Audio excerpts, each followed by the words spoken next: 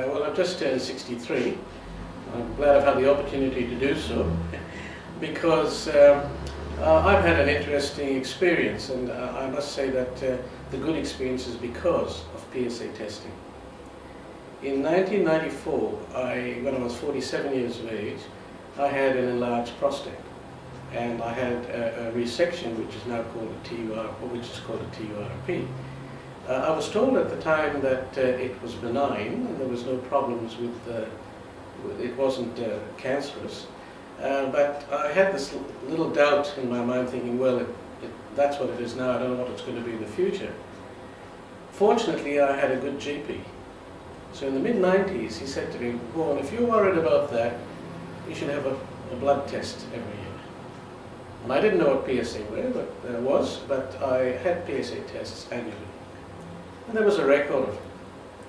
And while it was good, I now know that with the knowledge we have now, I should have taken action earlier, because it plateaued out at 4.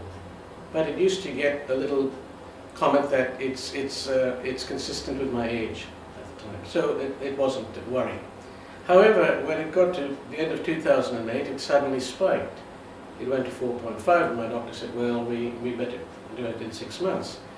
It then went to 5, then 5.6.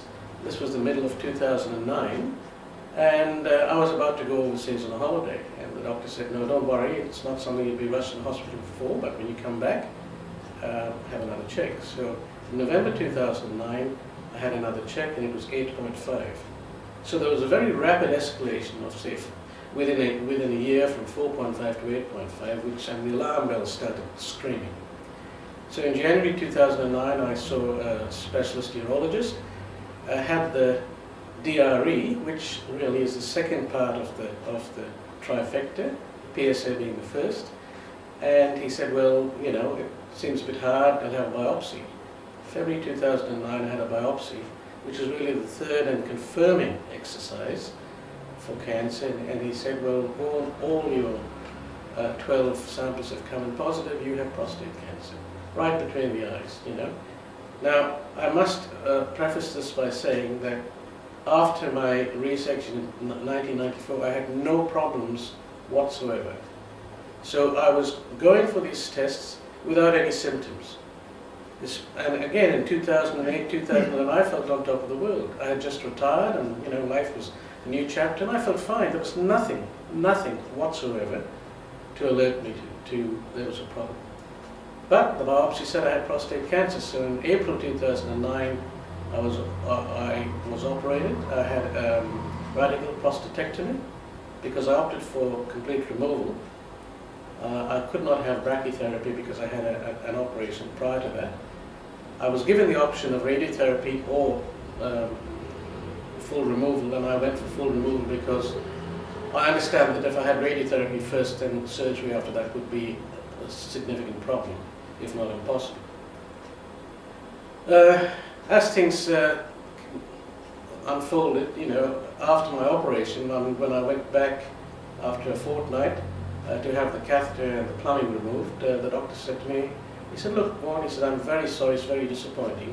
You're a lot worse than what we thought. The cancer had actually escaped beyond the capsule of the prostate, so I had locally advanced prostate cancer. So I was then lined up for radiotherapy, and I had 6.5 weeks of radiotherapy, and in parallel with that, I had 1 year at 3 monthly intervals of hormone therapy. Now, subsequent to that, my 3 monthly blood tests have come in very well. They're practically negligible, like less than 0.01. So far, I'm fine. And, you know, I really thank God that I did have those PSA tests, because without that, I would not have known. I did ask the specialist, I said, if I didn't have these tests and I had no indication, where would I be now? And he looked at me and he sort of harumphed and said, well, you'd be in serious trouble. So as I said, I've just turned 63, and I'm glad I did, but I'm keeping a check on it. And it's not a question of alarming people and saying, beware, this will happen to you. It's a question of, if it could happen to you, wouldn't you like to know earlier?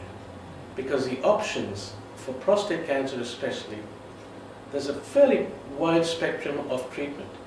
And the thing is, early detection gives you the best chance. So please, be alert, not alarmed, and take care.